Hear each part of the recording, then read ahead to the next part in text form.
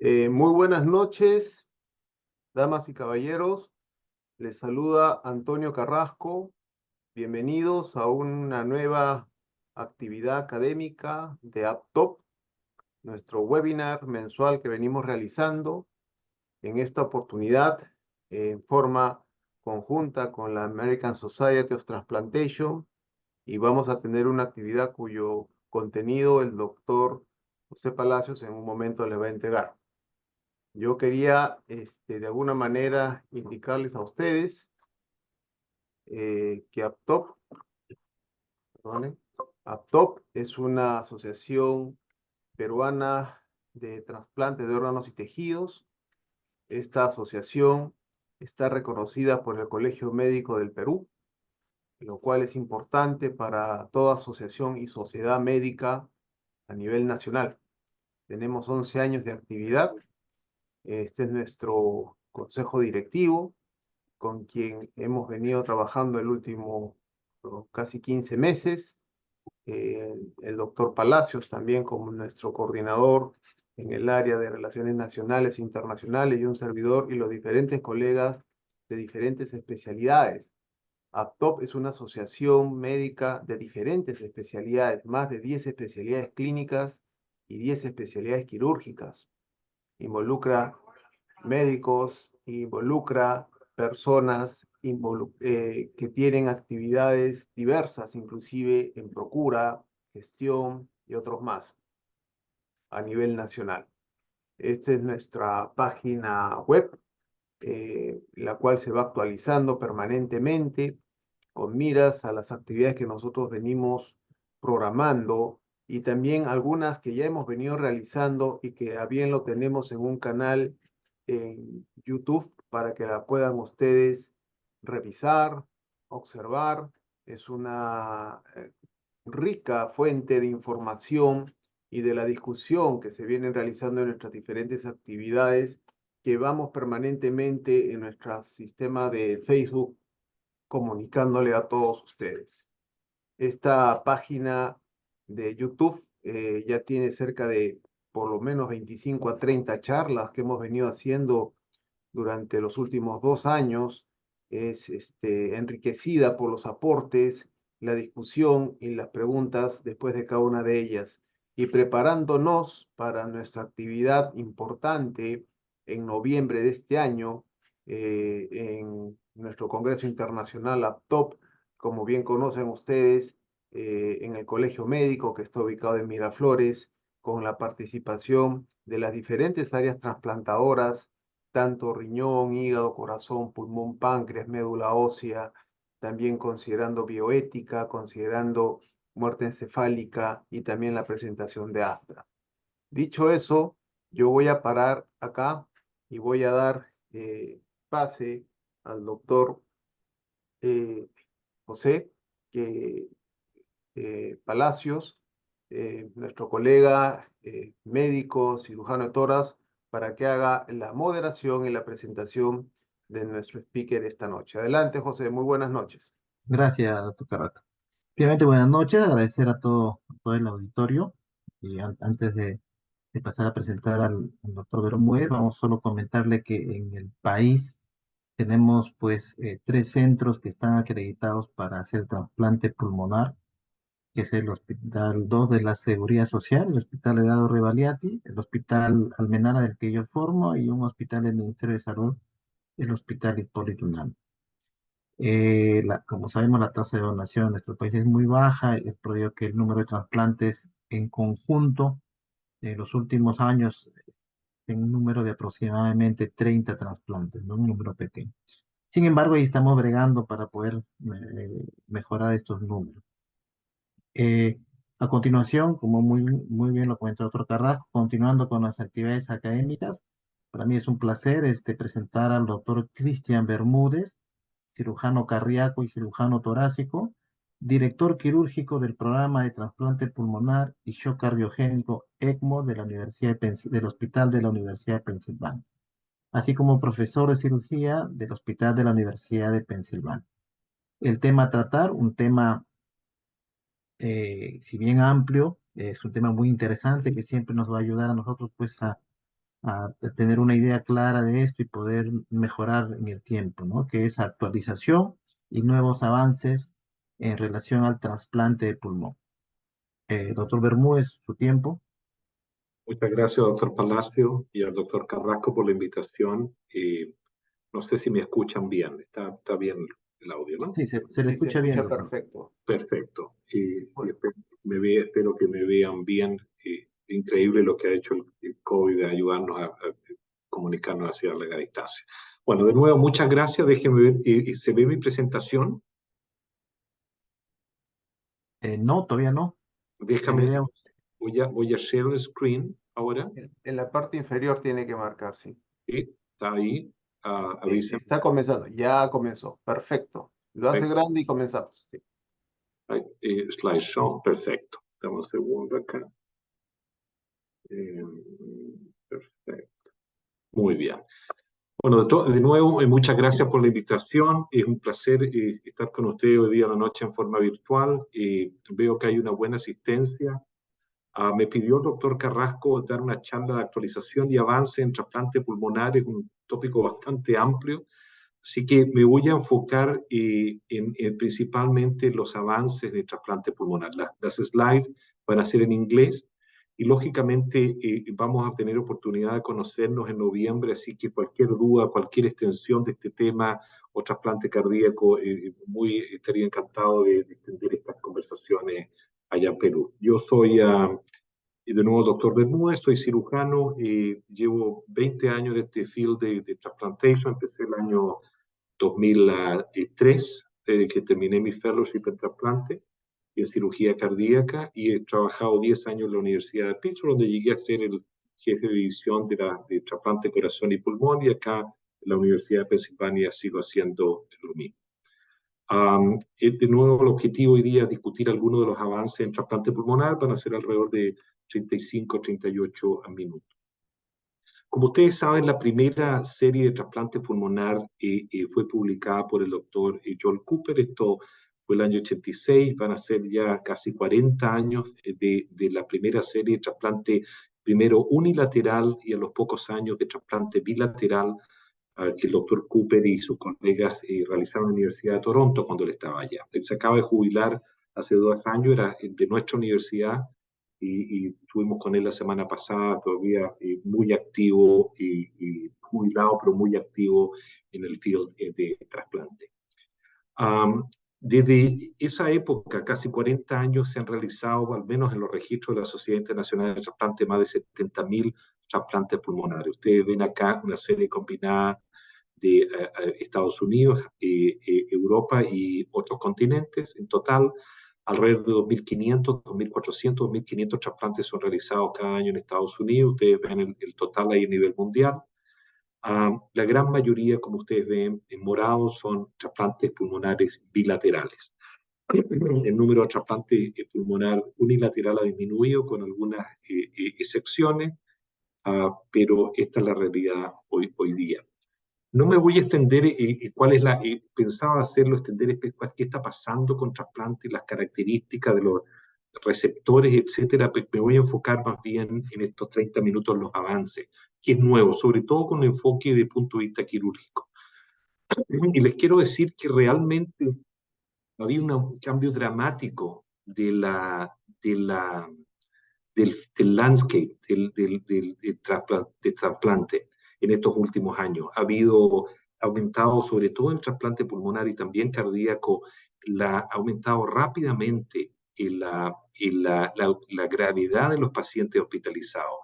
10 años atrás, alrededor de 5 o 6% de los pacientes estaban hospitalizados al momento del trasplante. Hoy día, en Estados Unidos, alrededor de 20% están hospitalizados. Y alrededor de 10 a 15% de estos pacientes, sobre todo en los últimos años y sobre todo en la época del COVID, estaban en ECMO. Por lo tanto, mucho más grave de lo que eran hace 10 años atrás, lo que ha complicado mucho el manejo de estos pacientes, sobre todo aquellos que llegan muy descompensados. También ha cambiado mucho el landscape de trasplante en relación a alocación de órganos. Acaba de cambiar en pulmón el sistema de alocación con el Lung Allocation Score y acaban de cambiar con el nuevo sistema de distribución continua de órganos, con el CAS-Score, el Continuous Distribution Score. Y este toma varios factores y los modifica, ya no siguiendo una cosa más regional con las áreas de donación específicas, sino que tomando factores del acceso a trasplante, la gravedad y otros factores que ha cambiado realmente el landscape. Y hoy día gran parte de nuestros donantes vienen no de la región donde venía anteriormente, pero de otras regiones, lo que ha aumentado el número de viajes, la complicación desde el punto de vista logístico. Antiguamente 80% de nuestros donantes eran de la zona de dadores. Hoy día el 80% vienen de otras regiones, la gran mayoría tenemos que volar y traer estos órganos, con el objetivo, desde el punto de vista de UNOS, de haber una distribución más equitativa de órganos, pero que ha complicado y ha cambiado realmente el landscape de trasplante. No estoy seguro que para mejor. Esto ha aumentado también la presión de las OPOs para aumentar la donación, no esperando la muerte cerebral, sino que con el DCD, que es la donación de muerte cardíaca, que ha aumentado hasta ser casi el 35% y se espera que sea alrededor del 45-50% en los próximos años, lo que ha significado una cosa importante desde el punto de vista estratégico, como lo mencionar. Basado en estos cambios, ha aumentado muy rápido el uso de ECMO, vamos a conversar de eso. Se han hecho disponibles un número de estrategias de perfusión y preservación de órganos para ayudarnos a mantener estos órganos preservados por más tiempo. Han aparecido técnicas nuevas como el uso de Normothermic Regional Perfusion, que es la perfusión normotérmica regional. Y como ustedes ven abajo, un número de tecnologías han aparecido últimamente que nos permiten hacer esto, pero aumentando de nuevo el costo de trasplante y complicando la logística de forma bien significativa. Y desde el punto de vista del outline de esta charla, voy a hablar de los avances del punto de vista quirúrgico. No voy a hablar tanto de inmunosupresión o de los nuevos métodos de diagnóstico con el cell-free DNA y otras cosas de ese tipo que son bastante interesantes. Me voy a enfocar en el punto de vista quirúrgico y hablar un poco de la técnica quirúrgica, cómo ha mejorado en los últimos 10 años. Tecnologías, voy a hablar de las tecnologías que ayudan al receptor a llegar al trasplante, como el uso de ECMO, y específicamente hablar qué es lo que aprendimos durante la experiencia del COVID-19, que fue muy importante. Voy a hablar un poco de las tecnologías y técnicas, como les dije, para mejorar la preservación y evaluación de estos órganos, ex vivo perfusion y el normothermic regional perfusion. Desde el punto de vista técnico, el trasplante pulmonar por muchos años se realizó por clamshell o toracotomía bilateral que preserva con apertura del esternón. En muchos de estos pacientes con el uso de la circulación extracorpórea estándar. Las anastomosis son las clásicas del bronquio, la arteria pulmonar y el CAF de las venas pulmonares, y la mortalidad en cualquier centro que supiera hacer esto iba entre el 5 y el 10% en general. Se aceptaba internacionalmente una sobrevida del 85% hasta hace unos 10 años atrás como estándar en nuestro campo. Hemos ido mejorando la técnica quirúrgica notablemente, desde el punto de vista notable últimamente, haciendo incisiones mínimamente invasivas. Alrededor del 40-50% de nuestras incisiones, nuestras approach, hoy día está con el uso de estas toracotomías bilaterales que ven ustedes en la fotografía. Esto ha disminuido el dolor y sobre todo la dehiscencia esternal, que era una complicación importante del clamshell incision. Hemos también mejorado mucho el uso del uso de ECMO en pabellón, y esto es un paper que presentamos nosotros hace unos años atrás, cuando presentamos el primer paper con el uso de ECMO en vez de bypass cardiopulmonar en el pabellón para hacer los trasplantes. Esto nos permitía disminuir el uso de heparina de 30.000, 40.000 unidades a 5.000, 7.000 unidades, con que le demostramos en esa época a que se usaba menos transfusión, disminuyendo el porcentaje de traqueostomía y la estadía en la unidad, sin un aumento de la sobrevida, pero con mejoría de los tiempos de hospitalización. Y esto fue corroborado por el número de papers que vinieron después de esto. Y el sistema que implementamos en esa época de ECMO para hacer la cirugía es este que ven en la pantalla, excluyendo el reservorio, lo que permitía usar menos dosis de heparina con una bomba centrífuga.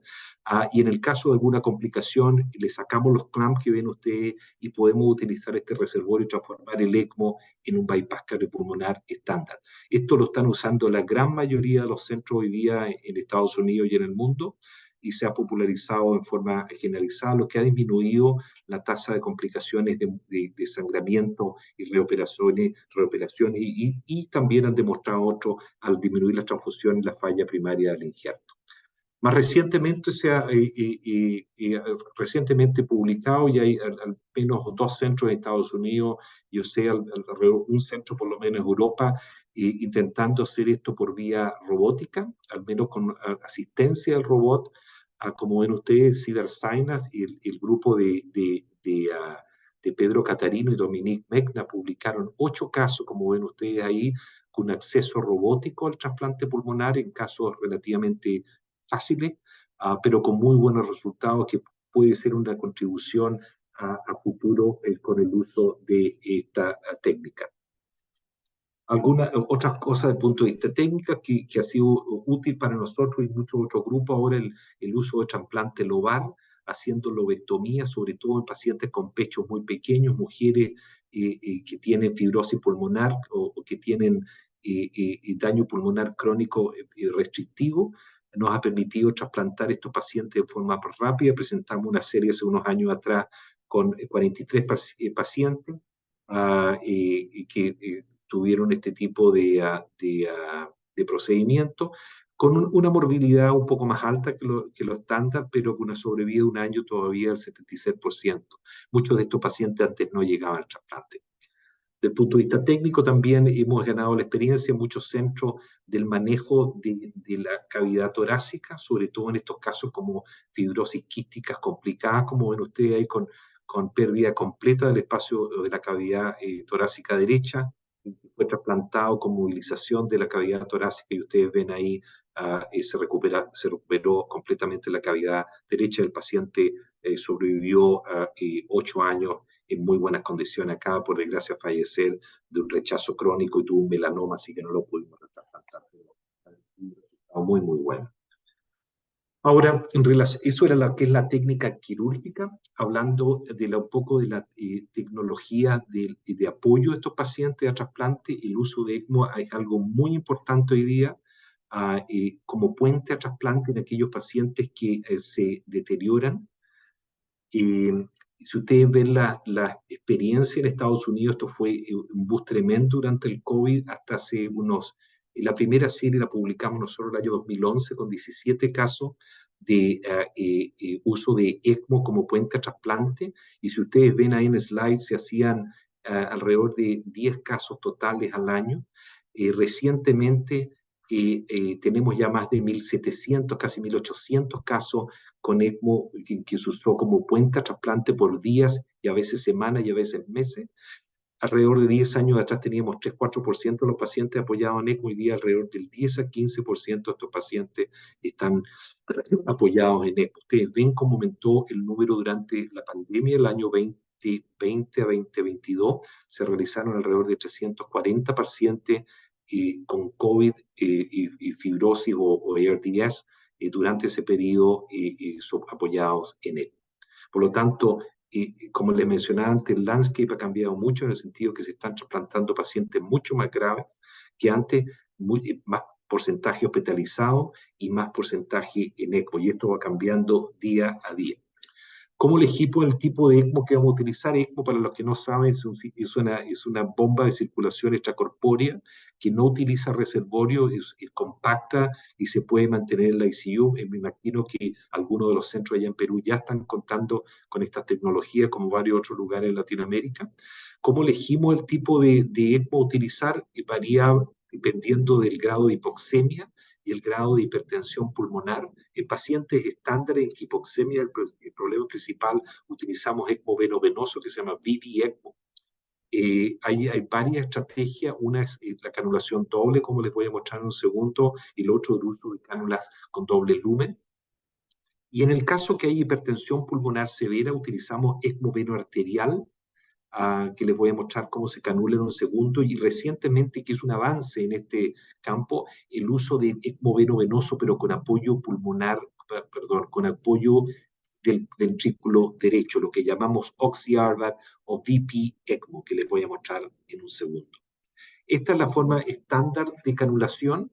Como ven ustedes, se utilizan dos cánulas, una de retorno venoso en la vena femoral, generalmente entre 22 y 25 French, que son alrededor, dirían eso por tres, alrededor de 8 milímetros, o 8 o 9 milímetros, y la cánula de retorno a la sangre oxigenada, generalmente en la vena yugular, alrededor de 15 French. Este es el método más estándar que se puede canular en la unidad de cuidado intensivo, y que es el más estándar que se ha utilizado por muchos años.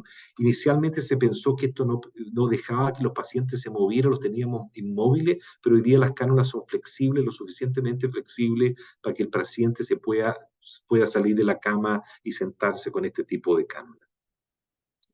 También apareció el año 2013 el uso de estas cánulas que se llaman de doble lumen. Hay dos, Avalon y otra que es Crescent de Medtronic, que permiten hacer el ECMO con una sola cánula insertada en la vena yugular. Tiene un retorno venoso en la cánula, en el espacio de la cava superior y en la cava inferior, y la sangre vuelve al paciente al medio a través de la válvula tricúspide. Lo bueno de esta cánula es que permite más movilización. Y sobre todo en aquellos pacientes que van a estar por largos periodos, es más útil porque nos permite mover y caminar a los pacientes. Cómo funciona, saca la sangre general de la cava inferior y un orificio en la cava superior, como ven ustedes allí en el lado derecho de la diapositiva, y la sangre vuelve oxigenada en la mitad de la aurícula derecha. Tiene algunas limitaciones del flujo, sobre todo en las cánulas más pequeñas, la 27-28 French, puede permitir hasta 3,5 litros, las más grandes, la 31-32, hasta 5 litros por minuto. Por lo tanto, en muchos de esos pacientes esto es suficiente. No siempre, pero en la gran mayoría.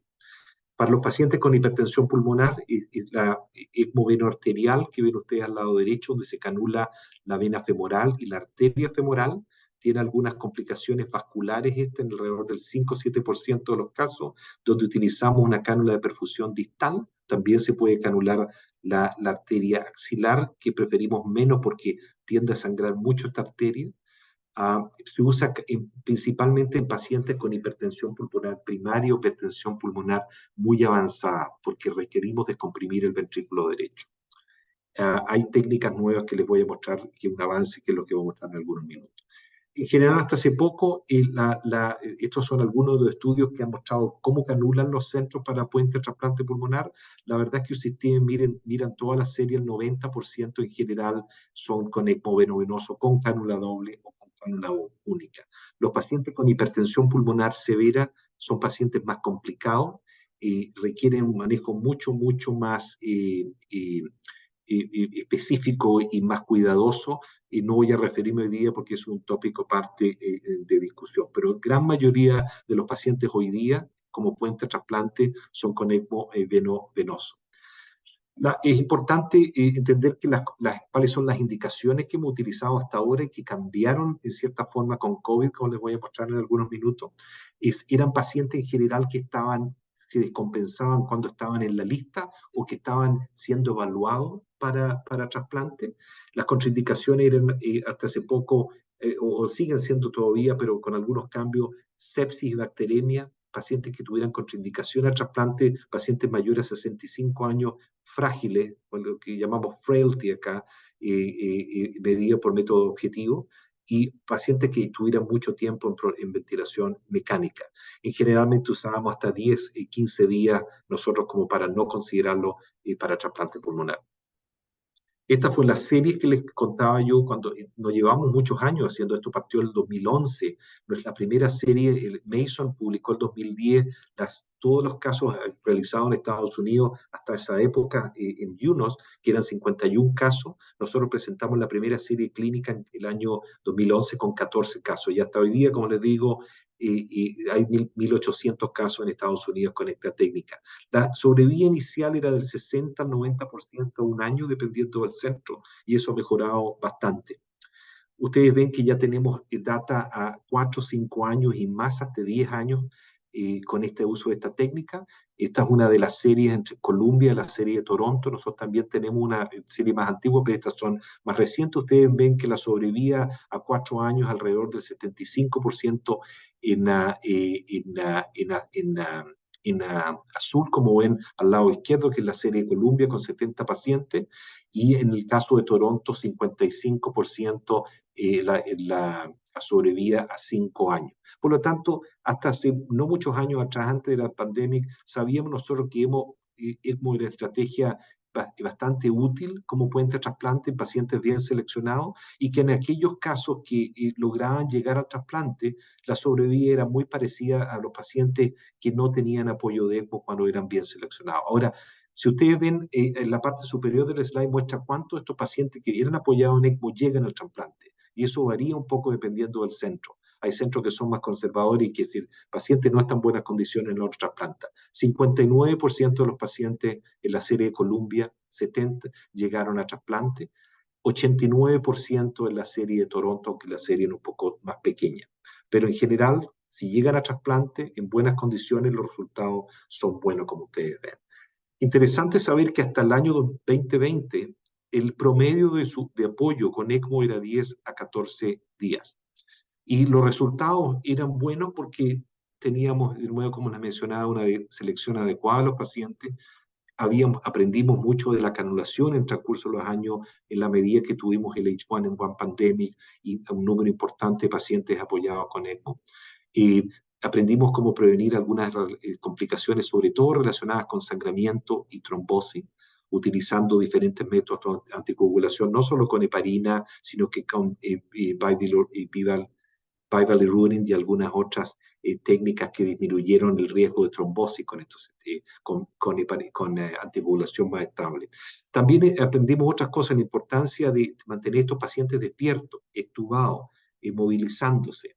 Y esto es uno de los iniciales que mostró la importancia de mantener estos pacientes no conectados a ventilación mecánica. Ustedes ven que aquellos pacientes que estaban en ECMO, no intubados o no conectados a ventilación mecánica, tuvieron una sobrevida muy parecida a aquellos pacientes que no estaban en apoyo mecánico o ventilatorio o en ECMO, como ven ustedes en la parte superior del slide. La curva más inferior es aquellos pacientes en ECMO intubados. Por lo tanto, es muy importante, sobre todo si vamos a tener pacientes por un tiempo prolongado, tratar de despertarlos, tratar de traqueotomizarlo y sacarlos de ventilador o extubarlo y mantenerlo con ECMO. Para eso necesitamos un buen apoyo de ECMO. También aprendimos la importancia de movilizarlo. Todavía hay discrepancia en lo que llamamos movilización, qué llamamos rehabilitación. Por lo menos tratar de que el paciente tenga algún grado de movilidad, y sabiendo que esto puede disminuir no solo el tiempo de estadía en la unidad de cuidado intensivo, como mostró este paper de Duke el año 2013, pero también tiempo de ventilación mecánica y la miopatía muy severa que se ve en estos pacientes cuando no se mueven. Por lo tanto, hoy día es una cosa importante para nosotros y para muchos de los centros, es hacer ECMO en forma eficiente que permita extubar los pacientes, movilizarlos, sobre todo si van a tener apoyo prolongado. Por lo tanto, con esta estrategia al parecer, y lo que sabíamos hasta hace poco, que ECMO está asociado con buenos outcomes. Hay diferentes medios de canalización. El ECMO veno-venoso es preferible sobre el veno arterial. El veno arterial hay que hacerlo en pacientes con hipertensión pulmonar, pero está asociado a una mortalidad de alrededor del 40%. La mayoría de los pacientes no llegan a trasplante. Y es importante lo que es la rehabilitación y la extubación o hacer una traqueotomía precoz. Pero ¿qué cambió con la pandemia del COVID? Fue importante. Tuvimos un gran número de ECMOs en un periodo muy corto. En nuestro centro, alrededor de 114 pacientes con COVID durante el periodo de la pandemia, alrededor de 16.000 casos apoyados con ECMO, no trasplante todo ello, pero apoyados con ECMO en COVID, lo que cambió mucho nuestras nociones del manejo de estos pacientes. Estos pacientes eran lógicamente más graves que lo que habíamos visto en las pandemias anteriores, en H1N1, SARS y otros virus. Necesitaban sedación mucho más profunda y tenían complicaciones torácicas neumotoras bastante frecuentes, con apoyos bastante más prolongados de lo que lo habíamos visto en las otras infecciones virales o pandemias que habíamos visto recientemente. Y aprendimos que estaban también asociados con falla ventricular importante, y eso nos llevó a hacer algunos cambios que fueron muy útiles, como les voy a mostrar más adelante, y que podían en algunos casos, tuvimos harta discusión, llegar a trasplante en síndrome de estrés respiratorio del adulto que no se había hecho o había muy pocos casos publicados hasta antes de la pandemia. Ustedes pueden ver en este slide que el apoyo comparado con el flu y algunas otras ARDS era mucho más largo en estos pacientes con COVID. Empezaron a aparecer papers como este que mostraban interesantemente que aquellos pacientes que eran apoyados por periodos prolongados, interesantemente tenían mejor sobrevida que aquellos apoyados por menos tiempo. Uno puede argumentar que esto fuera casi una selección natural, pero esta data se repitió. Podíamos mantener pacientes por más de 30 días, interesantemente en buenas condiciones, y muy interesante, la recuperación pulmonar empezamos a aprender, como tuvimos mucho número de ECMO, se produce alrededor de las 4 o 6 semanas empieza y se extiende hasta el segundo y tercer mes. Por lo tanto, empezamos a ver pacientes que estaban muy estables en ECMO sin salir a la semana 6, 8 y hasta 3 meses empezar a recuperar función pulmonar. Y esto creó un problema, porque teníamos pacientes que estaban estables en la unidad con COVID después de 2 meses con ECMO o más, como en este caso esta mujer que estaba despierta, movilizándose, muy estable con una cánula de doble lumen en la unidad, pero no se recuperaba. Y sabíamos que se podía recuperar nada basado en este data entre 2 o 3 meses, pero ¿cuándo empezábamos a considerar trasplante? Antes de la pandemia empezábamos a pensar a los 30 días, y esto cambió nuestra perspectiva. Empezamos, basado en estos papers que empezaron, no era solo el que les mostré, hay otros papers que confirman lo mismo, empezamos a esperar hasta 2 meses, lo que creó un problema, porque nos preguntamos en ese momento, ¿es trasplante una opción a estos pacientes con ARDS? No estábamos trasplantando ARDS. Antes esto estaba reservado para pacientes con enfermedad crónica y que estaban en el listado. Ahora estábamos considerando pacientes que nunca habían sido evaluados para trasplante y que estaban apoyados 2 meses, y empezamos la conversación en el hospital. Las series de uso de ECMO en ARDS eran muy pequeñas, solo 3 series, habían algunos casos esporádicos y 3 series. Ustedes ven acá una de Chang, una serie coreana, una de Estados Unidos con 39 casos, que fue publicada en 2019 por Jarano y Pablo Sánchez, y la serie europea con 13 casos, como ven ustedes, que tenían sobrevidas buenas, entre 71 y el 82% a un año, pero de nuevo, en números muy pequeños generales, ARDS virales o bacterianas o pooperatorias, y algunos casos también de inhalación de desinfectante. Esta es la serie europea, como ven ustedes acá, con 13 casos, con sobrevida a un año 71%, con promedio de 35 días. Esta es la serie de Estados Unidos, que comparó en un match control 2-1 con pacientes con enfermedad restrictiva. Ustedes ven ahí con una sobrevida de nuevo al año alrededor de 78%. No todos estos pacientes tuvieron ECMO, alrededor del 30%, 23% de todos estos pacientes, 30 de estos pacientes, 76% estuvieron en ECMO, pero no todos ellos, pero mostraba que se puede trasplazar pacientes en ARDS. Por lo tanto, ahora estábamos en la mitad de COVID, pacientes apoyados por periodos largos, no habíamos trasplantado pacientes con distrés respiratorio, y nos empezaron a preguntar, teníamos varios en la unidad, bueno, ¿podemos trasplantarlo? Nadie quería tomar la decisión, no teníamos problemas de decisión en relación a contagiarnos nosotros con el COVID y contagiar al receptor con algún donante, con cómo podíamos seleccionar estos donantes. las cavidades torácicas estaban muy comprometidas porque muchos tenían problemas de sangramiento torácico durante COVID. Por lo tanto, muchos problemas que hubo que clarificar. No tengo tiempo para expandir cómo lo hicimos, pero finalmente tuvimos que tomar la decisión. ¿Cuándo hacer estos trasplantes? ¿Cuándo empezar a evaluarlo? ¿Cuál es el tiempo de listarlo? Y no, lo que no queríamos encontrar el sweet spot, que no fuera muy precoz para darle la oportunidad que se recuperaran y que no fuera muy tarde el listamiento para que no estuvieran muy débiles o muy desnutridos o con muchas complicaciones. Elegimos, basado en también recomendaciones de la Sociedad Internacional, empezar la evaluación al mes de ECMO y enlistarlos al final del segundo mes. Muy diferente a lo que hacíamos antes, en que pacientes generalmente los trasplantábamos a los 14 días o 3 semanas. En la medida que ocurría esto, apareció la primera serie de pacientes trasplantados en ECMO con COVID, del grupo de Northwestern, con Ankit Bharat, con 3 pacientes.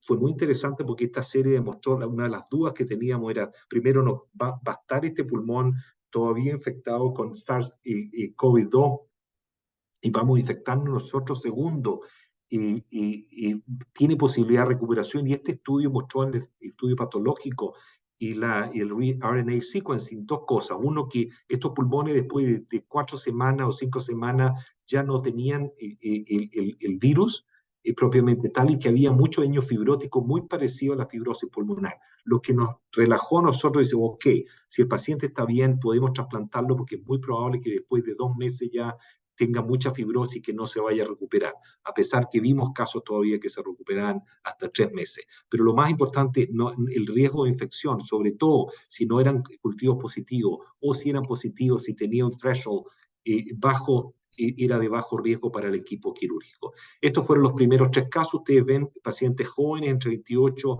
43 hasta 62 años, apoyados entre 6 semanas y 100 días. 2 de estos pacientes estaban awake, estaban despiertos, realizando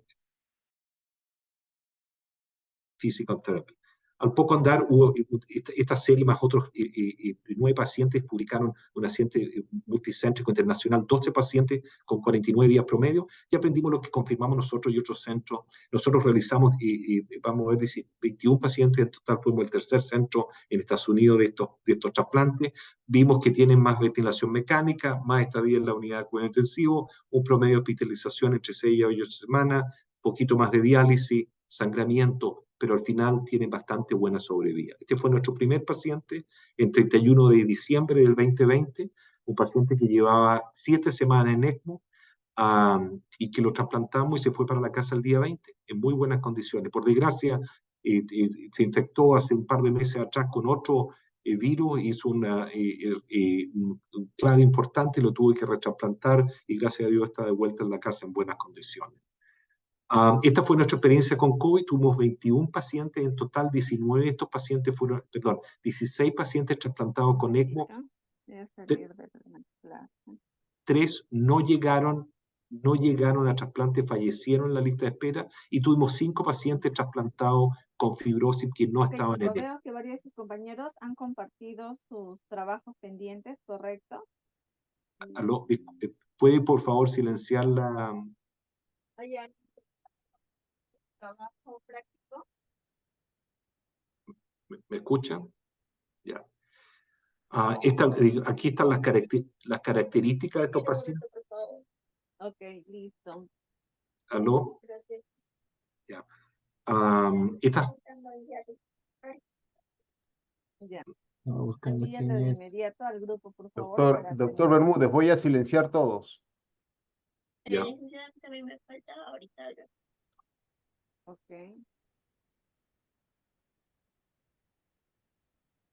¿Ya me escuchan? Chicos, trabajamos proteínas y carbohidratos. Estaba pendiente lípidos. El día que recuperamos, me parece que hablamos sobre lípidos, ¿o no?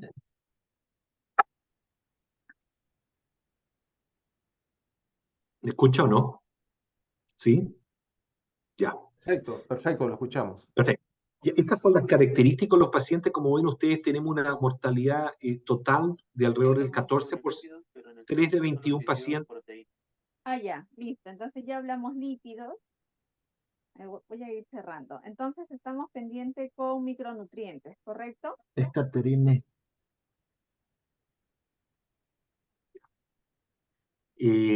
Entonces, estas son las características. Tuvimos una Ya, mortalidad voy a global. compartir los PPTs. Ya. Tenemos una mortalidad global de 14%, uno solamente de los pacientes de ECMO fallecieron. La mayoría, 13 fueron venovenosos, 3 tenían otra estrategia, y después vamos a ver que la verdad es que Sí, sí, doctora. 5 tuvieron Ay, ay, ay, ay. asistencia ventricular derecha. Ahora, del punto de vista, quiero comentar algunas cosas que aprendimos durante esta serie de trasplantes con COVID, que del punto de vista de técnico eran de mayor complejidad, tenían más adiciones, muchos de estos pacientes sangraban más porque tenían algunos de ellos toracotomías previas o habían tenido tubos pleurales. Tenían, como le digo, muchas adiciones. En gran mayoría de estos pacientes estaban tiempo prolongado en ECMO, por lo tanto estaban un poco más debilitados. Y tuvimos también 2 casos de dehiscencia bronquial. Uno de ellos, gracias a Dios, mejoró, y el caso que falleció fue una dehiscencia bilateral importante que llevó a la muerte del paciente. Ustedes ven la foto aquí, cómo estaban los pulmones destruidos, y muchos de ellos con grandes adhesiones, como ven en este caso.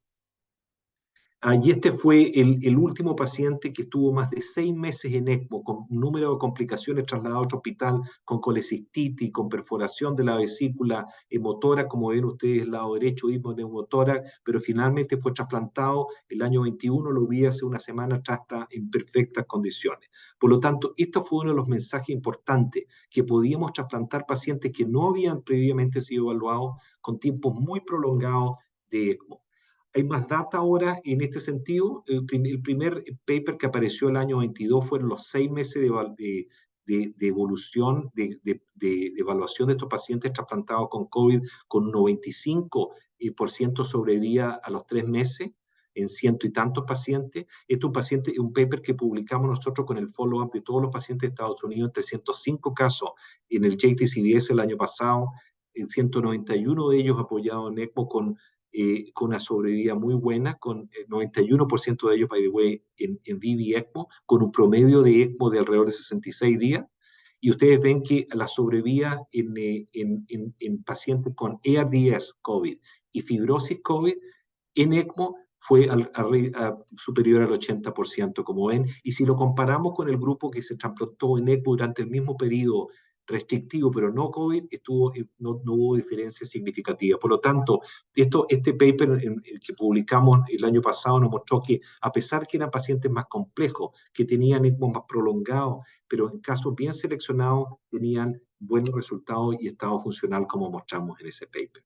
Pero otro punto, y este fue una secuela de ese paper que también publicamos en JTCVS a los pocos meses, pudimos por primera vez analizar el tiempo de duración y ECMO en los resultados. Y como ven ustedes en este slide, para nuestra sorpresa, en negro está el tiempo de 1 a 3 meses. Estuvo asociado con mejor sobrevida que el paciente apoyado por menos tiempo. ¿Por qué? Porque ese paciente trasplantado en forma muy precoz con ARDS estaba muy inflamado, estaba muy grave todavía. Aquí el paciente ya después del mes empezó a recuperar su estado metabólico, y el ECMO le daba el apoyo suficiente para empezar a recuperarse. Esa fue nuestra teoría. Y esto fue confirmado por otro paper que acaba de aparecer este año en mayo, demostrando de nuevo, y esto no fueron pacientes por COVID, fueron pacientes trasplantados en general, en que analizaron en 566 pacientes, los compararon del año 2016 al 2020, basado en el tiempo de apoyo de ECMO, y como pueden ver ustedes ahí en amarillo, el grupo de más de 20 días en veno-venoso, el tiempo no estuvo asociado con la sobrevida en los pacientes apoyados en ECMO. Por lo tanto, el primer mensaje increíblemente importante para nosotros, que ahora un paciente podía ser apoyado tranquilamente en un centro experimentado por meses en ECMO, y en la medida que estuviera controlado, sin complicaciones, podíamos tener excelentes resultados. Lo que abrió la puerta para cualquier paciente que está en ECMO en un centro que nos llamaran, en algunos casos bien seleccionados, que no estuviera sensitizado, para nosotros considerarlo. ¿Cuál fue el segundo mensaje? Como ven ustedes acá, y aprendimos con COVID, era tanto el daño pulmonar que muchos de estos pacientes, como muchos pacientes con ARDS, tienen falla ventricular derecha importante. y eso no lo habíamos visto antes, tienen disfunción ventricular. Por lo tanto, el apoyo y este método que de hecho también lo publicamos el año 2011 con la cánula doble, pero no la cánula doble lumen habitual, sino que una cánula que es más larga, que permite bypassear el ventrículo derecho. Como ven ustedes, esta cánula se llama Protect Duo. Hay otra ahora que es de marca Spectrum, que permiten con 2 lúmenes sacar la sangre de la aurícula derecha y ponerla de vuelta en la arteria pulmonar, bypaseando el ventrículo derecho. Esto se puede hacer también con 2 cánulas, como lo ven ustedes al lado derecho, que es lo que más preferimos hoy día. Esto nos permite a nosotros apoyar pacientes con hipertensión pulmonar, con falla ventricular derecha, con excelente oxigenación y hemodinamia. Esto fue un tremendo cambio que aprendimos durante la COVID pandemia. Y esto es un paper que publicó Saedi Silvestri en pacientes apoyados, no trasplantados estos apoyados con ECMO, que mostró la mortalidad de los pacientes apoyados con esta técnica en COVID. 40% versus 60% de los pacientes con los métodos habituales de ECMO. Por lo tanto, utilizamos esta misma técnica que ya habíamos publicado nosotros hace años atrás y que demostró mucha eficiencia en COVID, la utilizamos para trasplante y mostró una excelente habilidad de oxigenar a los pacientes, de evitar la recirculación y tener mejor rehabilitación. Y como ven ustedes, acabamos de publicar la primera serie de trasplante con 8 casos en el ASAIO este año, mostrando cómo la oxigenación que está con el método estándar de ECMO alrededor de 100 el PO2 con máximo ECMO support, aumenta hasta 400 con esta técnica, permitiéndonos apoyar por tiempo prolongado y con mucha mejor rehabilitación a estos pacientes. Y este es el caso de una mujer de 30 años con COVID que tenía hipertensión pulmonar severa, que se paró 2 veces. Utilizamos esta técnica y nos permitió apoyarla por 3 meses, la trasplantamos y como ven ustedes se fue para la casa en muy buenas condiciones. Ese era el primer tópico de avance ECMO, que desde el punto de vista mío ha sido un tremendo avance en la parte de trasplante pulmonar. Segundo, tecnologías que mejoran la preservación y evaluación de los órganos. Partamos con el ex vivo lung perfusion. También vamos a hablar de NRP y un concepto nuevo de cambio de temperatura para la preservación, que está muy, muy de moda y por eso se los quiere mejorar. El sistema de EVLP, de ex vivo lung perfusion, que fue diseñado o conceptualizado por el doctor Steen en Sweden, al final de los 80, 90, pero realmente fue llevado a un nivel superior por el grupo de Toronto, en el sentido que popularizaron esta técnica demostrando los beneficios clínicos y experimentales.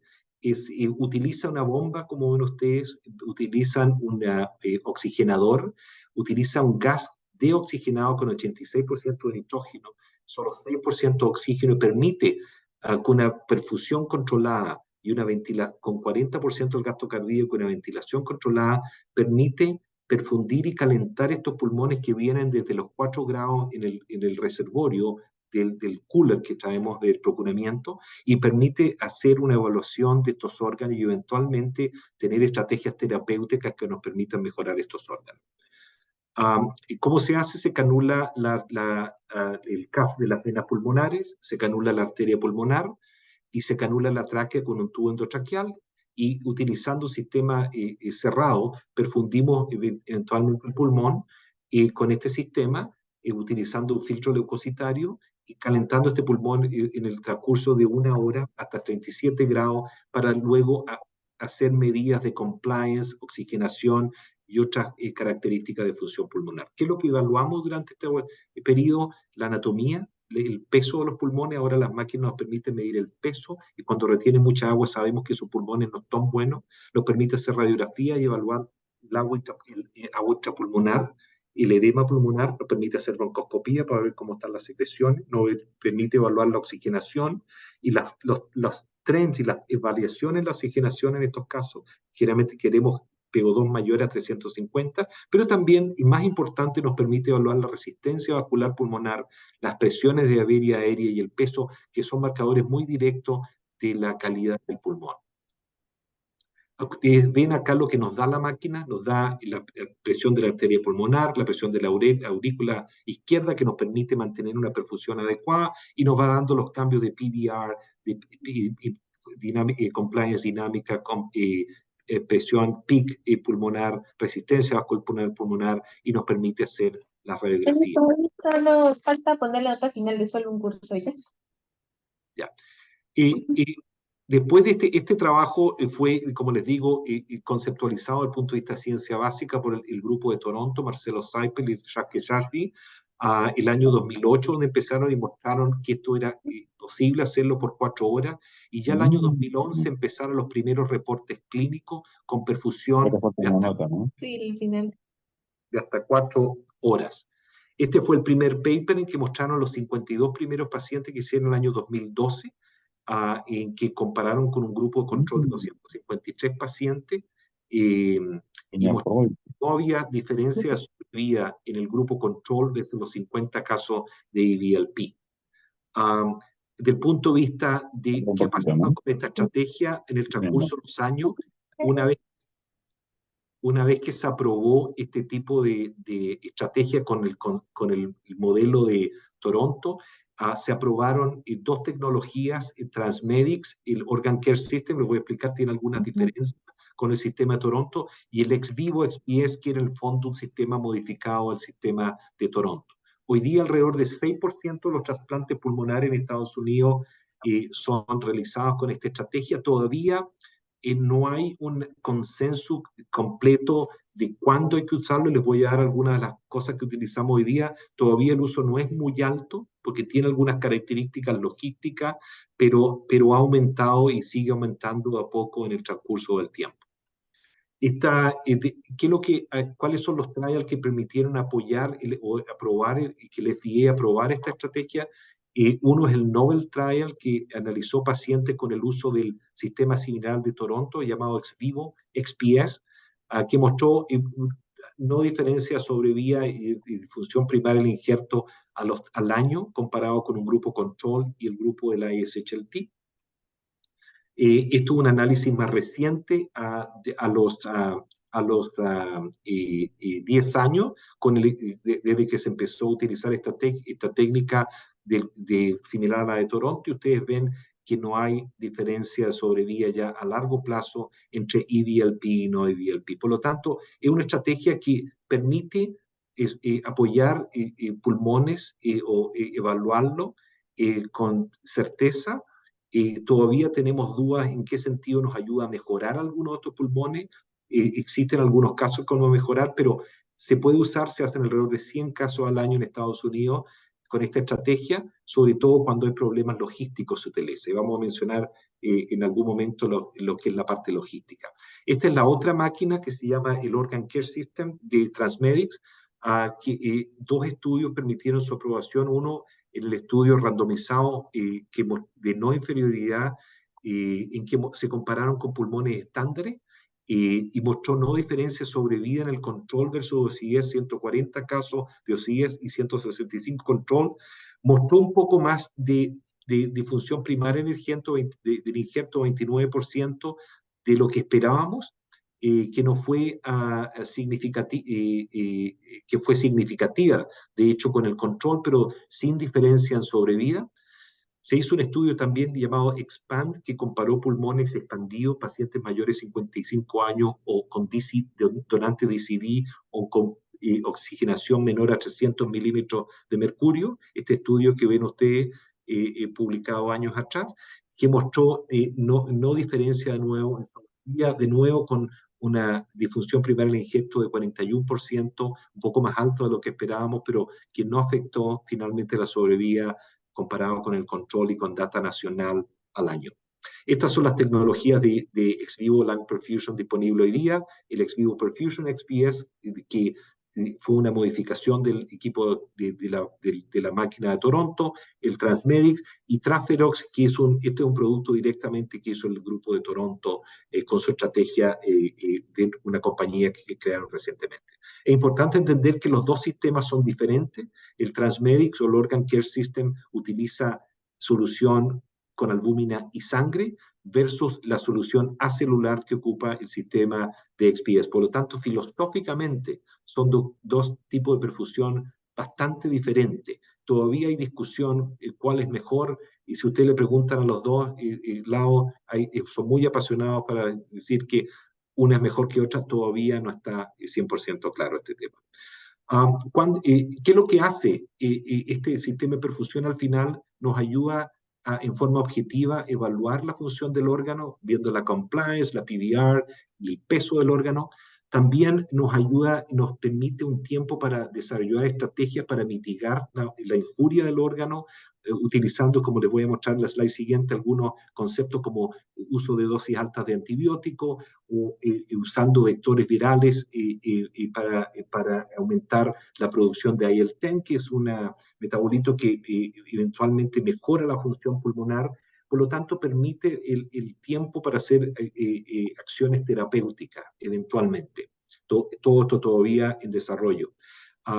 Y modifica en fondo la resistencia, podría modificar la resistencia a este órgano o futura injuria. Hay centros trabajando en biomarkers que nos permitan definir cuando estos pulmones están buenos. El uso de inteligencia artificial, como nos ha demostrado Shafti Shashvi recientemente en su grupo, están activamente trabajando cómo definir cuando un órgano es bueno utilizando inteligencia artificial. Y esto es lo que quiere mostrar este slide, que este sistema nos permite atacar a varios niveles, no solo tratar, sino que ayudarnos a prevenir con el líquido de perfusión cuál es la presencia de marcadores que nos permitan ayudar a definir la función de este órgano.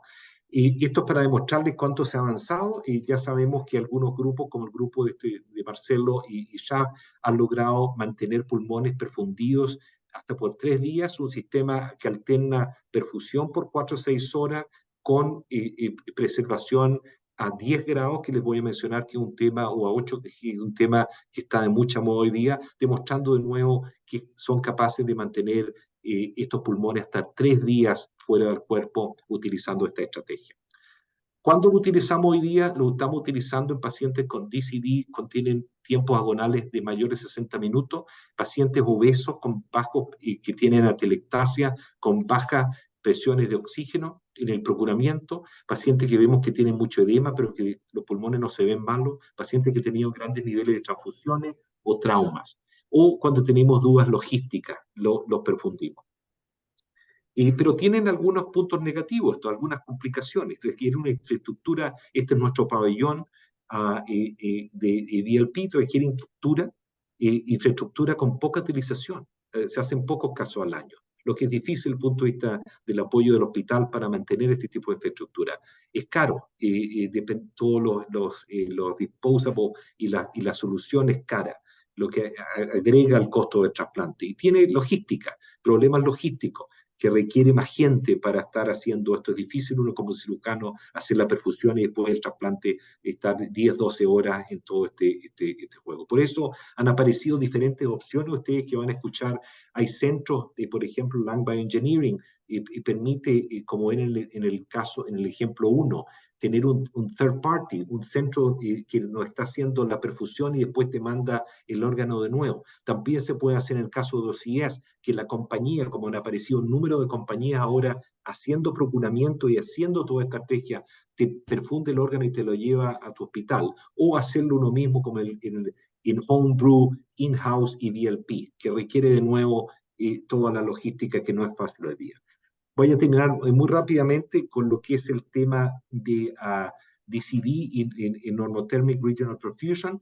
Como ustedes saben, estos donantes de muerte cardíaca han aumentado rápidamente. Les mencioné en los últimos años, hasta 40% de los donantes hoy día en nuestra OPO y en muchos lugares en Estados Unidos son DCD, porque hay presión de las OPO para que no prolongar y esperar la muerte cerebral. Muchas familias están de acuerdo con esto, pero eso ha llevado a dos cosas.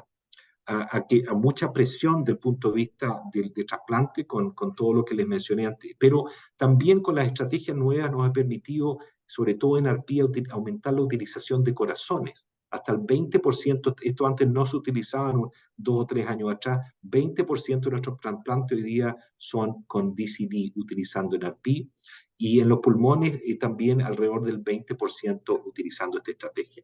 Hay dos formas de hacer esta Normothermic Regional Perfusion, una tóraco abdominal, utilizando canulación rápida, se abre después de un tiempo gonal y de warm isquemia, que puede prolongarse hasta 1 hora. y se abre rápidamente en 3 minutos el pecho, se canula. También se hace otra técnica de NRP que se llama Abdominal Normothermic Regional Perfusion, que se canula rápidamente la aorta distal y la vena, lo hace el equipo abdominal, y tienen características diferentes. En la abdominal no se toma el corazón, en la torácica, la TNRP es cuando se toma el corazón, que después de clampear los vasos cerebrales permite que el corazón lata de nuevo. En el caso del abdominal se puede tomar hígado, riñón y también pulmón, en que se utiliza un procuramiento de secuencia rápido para el pulmón cuando se sigue perfundiendo el hígado. No quiero entrar en las partes técnicas, pero estas son las técnicas, este es el proceso que tampoco voy a expandirme porque nos tomaría mucho tiempo. Es importante entender que tienen diferentes tiempos de isquemia. El NRP comparado con la secuencia rápida que se utilizaba hace poco, y no es un momento empezar a hablar porque hay tiempos que hay que respetar y son muy variables dependiendo de los centros. Esta es la data para apoyar el uso de NRP en pulmón, el uso de NRP torácico. No hay muchos casos publicados, hasta hace poco nos enfocábamos solo en trasplantar el corazón, ya finalmente estamos utilizando los pulmones, 17 casos, esto fue publicado el año pasado, sin diferencia de mortalidad, tienen menos ventilación mecánica comparado con la recuperación directa o rápida. Esto es una serie reciente del American Journal of Transplantation del grupo español con 180 pacientes trasplantados con el uso de la NRP abdominal. Ustedes pueden ver que no hay diferencia sobre vía y alrededor de 70% de la utilización. Esto se utilizó al procurar simultáneamente hígados con la técnica abdominal. Esto es para que vean ustedes las mezclas que hay, esto es los grupos franceses que utilizan la técnica de NRP abdominal, pero agregan la evaluación con EVLP, imagínense, son las dos técnicas, pero también mostraron excelentes resultados en 76 trasplantes. Por lo tanto, esto está rápidamente evolucionando, esto es un hot topic y ha agregado mucha industria a estar interesado en participar de este proceso. Para finalizar, les quiero hablar de un tema que es muy hot en la parte de trasplante, sobre todo pulmonar, y también está empezando en la parte de cardíaco, que es la temperatura, y esto es basado en estudios que hizo Joel Cooper el año 92, que demostró que mantener el órgano no en hielo, pero a 10 grados, estaba asociado a una mayor producción de ATP, y esto lo demostró utilizando fósforo 31 con resonancia nuclear magnética. El órgano es mejor preservado a 10 grados. Y esto, de nuevo, trabajo de hace 30 años. Recientemente Toronto reactualizó este concepto e hizo estudios utilizando 3 días de preservación a 10 grados versus el hielo a 2 o 4 grados, y después lo hizo 12 horas de EVLP, mostró que utilizando la técnica de 10 grados tenía mejor preservación de la vía aérea, mejor preservación pulmonar, con aumento de la producción de metabolitos protectivos como el itaconato, la glutamina, en los pulmones que estaban preservados a 10 grados, y aumento o disminución, perdón, de los productos de injuria mitocondrial como el cell-free DNA, el ILT y el interleuquina 8, mostrando que la preservación a 10 grados eventualmente es mejor que mantener el órgano con hielo. Ha habido ya data, tenemos un estudio que se publicó en el New England Journal of Medicine el año pasado mostrando que podíamos procurar todos los pacientes que fueron procurados antes de las 7 de la tarde, se mantuvieron durante la noche con tiempo de preservación a 10 grados de 12 horas, 70 pacientes y mostraron no diferencia sobre vía, tenían menos PGD y que pacientes controles. Por lo tanto, al parecer, basado en esta data inicial, mantenerlos a 10 grados sería mejor que mantenerlos en hielo. Y este fue los resultados de este paper. Por lo tanto, van a ver ustedes que también están apareciendo, aparte de lo que es EVLP, aparte de lo que es NRP, todas estas tecnologías, como el Export, que es el grupo de Toronto que hizo este sistema a 10 grados, o también el Paragonic Langar, que lo mantiene no a 10 grados, a 6 a 8 grados. Y van a ver ustedes que hay mucha discusión acerca de cuál es la temperatura ideal para mantener estos órganos. Y con esto les doy una revisión general de qué es lo que se está hablando hoy día en la parte quirúrgica en trasplante pulmonar. Y con esto termino mi presentación. Muchas gracias. Muchas gracias, doctor Bermúdez. una charla muy completa a pesar del tiempo y pues lo ha resumido bien, pues, ¿no? En lo que hay avances en trasplante de pulmón, ¿no? Que pues la técnica quirúrgica, el ECMO, el ex vivo, los donantes, el DCD y la temperatura de preservación de órganos, ¿no? Una charla muy clara. Muchas gracias, doctor. A a los participantes, las preguntas las pueden, mientras la van escribiendo en el chat. Yo tengo algunas preguntas para el doctor Bermúdez. Eh, Doctor Bermúdez, en su centro de los pacientes trasplantados como soporte intratrasplante pulmonar, ¿en qué porcentaje más o menos lo hacen sin ningún soporte? ¿Y en qué porcentaje usan bypass cardiopulmonar? ¿Y en qué porcentaje como de soporte intratrasplante? Muy buena pregunta. Y eso va a depender un poco de la experiencia técnica. Yo personalmente, alrededor de 70% de mis pacientes sin hipertensión pulmonar, lógicamente, pues todo va a depender. Si el paciente tiene hipertensión pulmonar, lo hacemos en ECMO severa. Y eso, hipertensión pulmonar, es un gradiente transpulmonar de mayor de 20. Hay pacientes que puedo trasplantar si toleran bien a que tengan un poco más, como me pasó esta semana, un paciente con una presión sistólica de 50, 60, hasta 70 cuando clampié la pulmonar, lo pude trasplantar off-pump. Eso porque lo llevo haciendo muchos años. Mi serie es alrededor de 60-70% off-pump versus 30-40. Pero si usted me pregunta hoy día, y lo que le digo a los fellows, y estamos haciendo un estudio con la gente de la clínica Mayo, y un estudio randomizado para analizar este tema, off-pump versus ECMO en pacientes sin hipertensión pulmonar, porque es el paciente que tú puedes ir a los dos lados. Y la verdad es que si usted me pregunta, este está joven, está partiendo, hágalo en ECMO. Es más fácil, es más, tiene más control de la situación. Hay algunas características importantes saber en ECMO que podemos conversarla cuando estemos allá, pero yo la verdad es que le recomiendo cuando está partiendo la gente que haga clamshell, incisiones grandes, y que lo ponga en ECMO central, aorta, y yo le pongo la vena femoral para evitar el embolism, más que hacerlo off-pump. Yo prefiero los off-pump porque lo llevo haciendo muchos años y creo que hay un poco menos, pero los estudios, el estudio que estamos haciendo, el primer análisis de la data, nos mostró que los off-pump es mejor, está mostrando que el VA y ECMO es mejor. Yo creo que puede haber un componente técnico de saber hacerlo. No sé si eso responde a su pregunta. No, sí, doctor, es claro, porque nos pasó lo mismo a nosotros, ¿no? Nosotros inicialmente eh, eh, de acuerdo a, a lo que estaba escrito, intentamos hacer mucho sin bomba, sin soporte. Y como empezamos, nos fue mal, ¿no? Nos fue mal. Y pasamos como grupo, como éramos un grupo nuevo, a hacerlo gran parte de los trasplantes con soporte, ¿no? En ese momento, el cardiopulmonar, ¿no? Como usted dice, pues eso depende mucho de la experiencia y de la expertise del grupo. Acá hay algunas preguntas.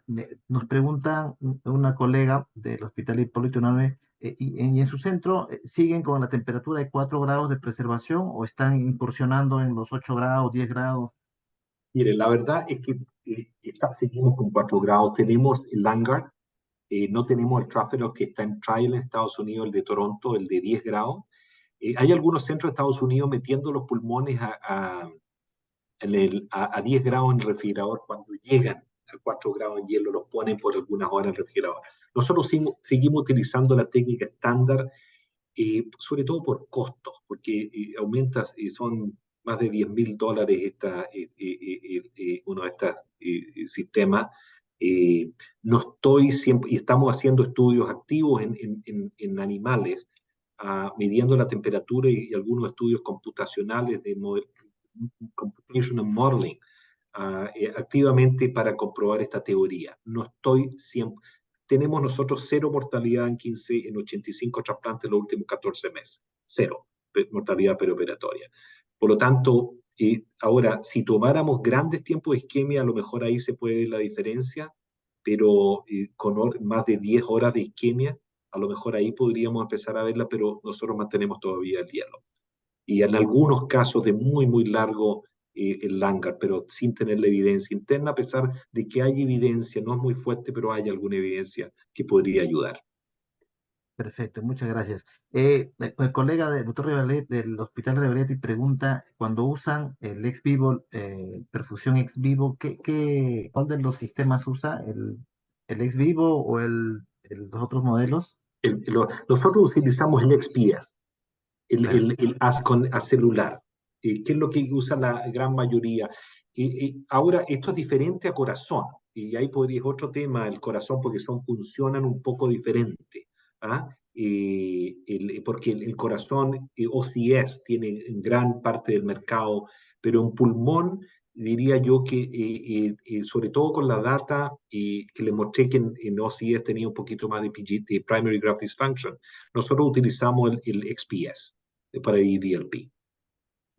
Perfecto, doctor. El doctor Octavio Cubas, neumólogo en nuestro programa, pregunta, ¿usted hasta cuánto consideran mortalidad posoperatoria?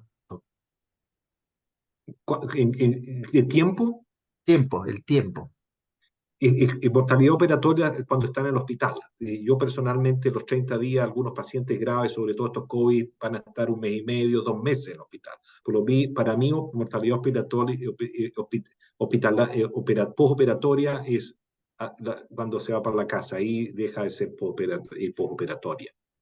Perfecto, doctor. El doctor Saga pregunta, doctor, ¿de cuál es su experiencia en trasplante combinado, pulmón u otro órgano? ¿Y cuáles serían las sugerencias? Sabemos que es un trasplante sumamente complejo, ¿no? ¿Y cuál Mire, la sería la... verdad, yo ya tengo harta experiencia, bueno, harta experiencia, todo es relativo, alrededor de unos 20 trasplantes de corazón-pulmón y alrededor de unos 15 trasplantes de pulmón hepático. Y la verdad es que son trasplantes en un buen candidato, deberían dar bien. Y deberían dar bien. Tiene algunas cosas técnicas en cuál trasplante es el primero. Y eso es una respuesta larga que podemos discutir, pero tenemos una buena experiencia y lo utilizamos en pacientes que tienen, lo hacíamos en fibrosis quística. Como vieron, no les mostré el slide, pero bajó, están haciendo menos después de los moduladores, se están haciendo menos de 50 trasplantes con fibrosis quística en los últimos 3 años, bajó mucho en Estados Unidos, de los 500 o 400 que se hacían, pero lo hacíamos también en algunos pacientes con fibrosis pulmonar y con cirrosis. Lo hacemos candidatos menores de 60 años, tienen que estar en buenas condiciones, pero andan bien, andan bien los dos. Hay una serie ahora de Stanford también con muy buena sobrevida a largo plazo. El corazón-pulmón tiene algunos detalles técnicos que son importantes, pero sí, tengo mucha experiencia y lo seguimos haciendo en nuestro centro, ofreciendo. Una pregunta técnica, doctor. Es decir, nosotros, cuando comentó usted que, por ejemplo, en personas pequeñas podría usar trasplante de donante cadavérico, pero lobar, obviamente supongo que serán más los inferiores, ¿cierto?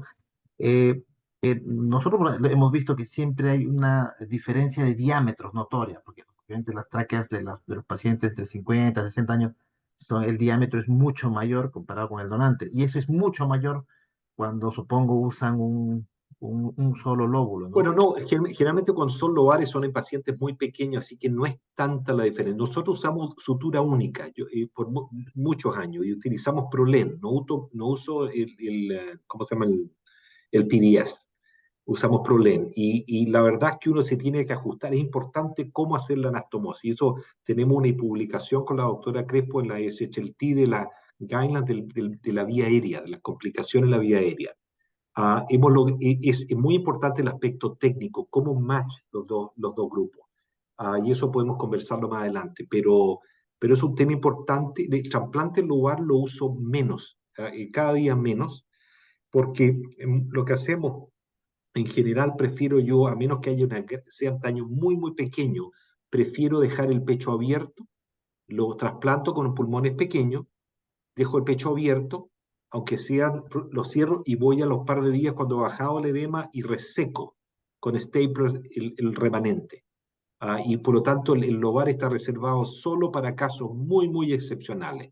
A veces cuando hay una gran diferencia en un lado, hacemos lobar en un lado y normal en el otro lado, pero no hay tanta dificultad desde el punto de vista bronquial. Y desde el punto de vista técnico, uno siempre, la gran mayoría de las veces, 99.9%, puede adaptar su sutura a la diferencia del tamaño del otro bronquio. Perfecto, doctor.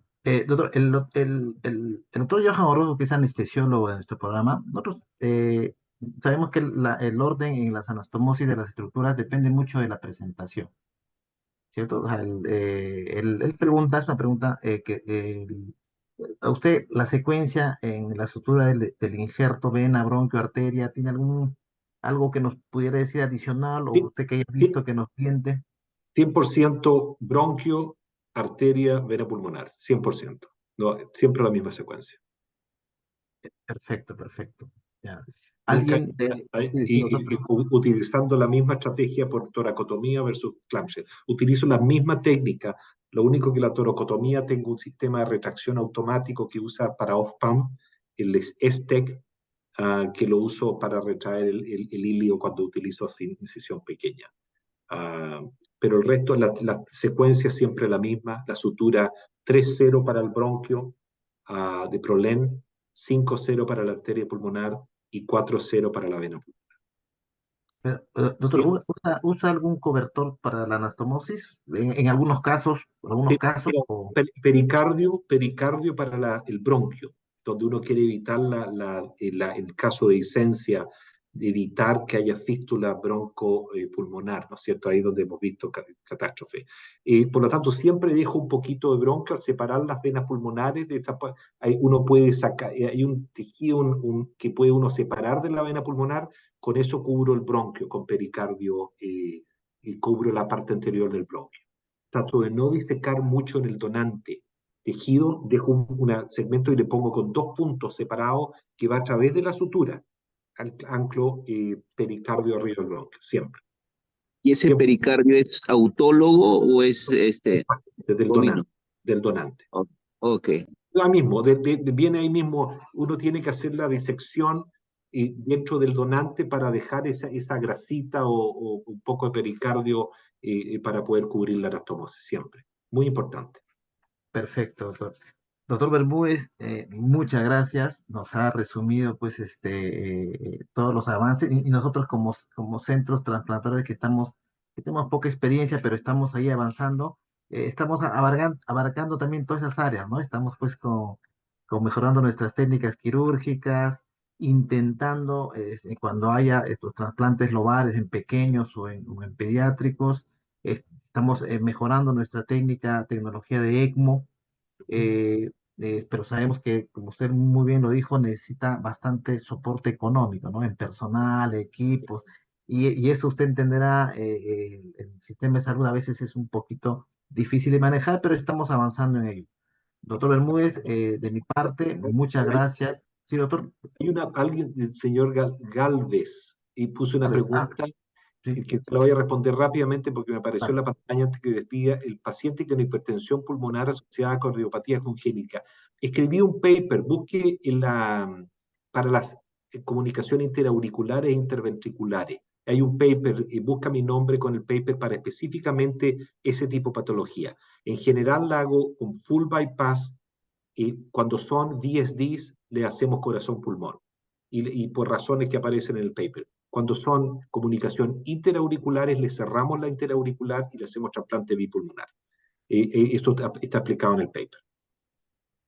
Perfecto. Listo. Muchas gracias, doctor Bermúdez, y le paso con el doctor Carrasco para que le dé unas palabras, doctor Carrasco. Muchas gracias, doctor Palacio. Muchas gracias, doctor Bermúdez. Usted ha logrado un objetivo importante. APTOP es una asociación médica de educación y esta noche hemos tenido hasta 78 oyentes a nivel nacional y que creo es un inicio de una importante actividad que esperamos en noviembre concretarla. No solamente reconocerle sus capacidades docentes, doctor, sino también para ir formando entre los diferentes especialistas, neumólogos, fisiólogos, cirujanos, una tendencia mayor a la organización y la colaboración. Sabemos que usted es importantísimo en una importante actividad latinoamericana y que creemos que podemos fortalecer acá a noviembre, para el cual va a significar un punto importante en el desarrollo del trasplante de pulmón en nuestra región, en nuestro país. Sin más, doctor, agradecerle. Vamos a estar muy complacidos de tenerlo en noviembre de este año en nuestro Congreso Internacional en Aptot del 7 al 9. Y unas palabras finales, doctor Bermúdez. Muchas gracias, fue un placer. Para mí es un honor y un placer tener este tipo de interacción con mis colegas latinoamericanos. Yo soy de Latinoamérica y tengo todavía mucha relación con muchos de los colegas peruanos, argentinos, chilenos. Así que es un placer. Esto no es trabajo, es más bien un placer poder estar con ustedes esta noche. Les agradezco la participación. Veo, como decía usted, 78 participantes, así que espero poder, y los que tengan preguntas para nuestra visita en noviembre, anótenla y espero disfrutar con ustedes en noviembre durante nuestra visita. Muchas gracias por la participación hoy día. A ustedes, muy buenas noches. Gracias. Buenas noches, Gracias, gracias. doctor Cristian Gracias. Bermúdez. Buenas Buenas noches, noches. doctor Cristian. Buenas noches. Buenas noches. Ya paramos. Stop.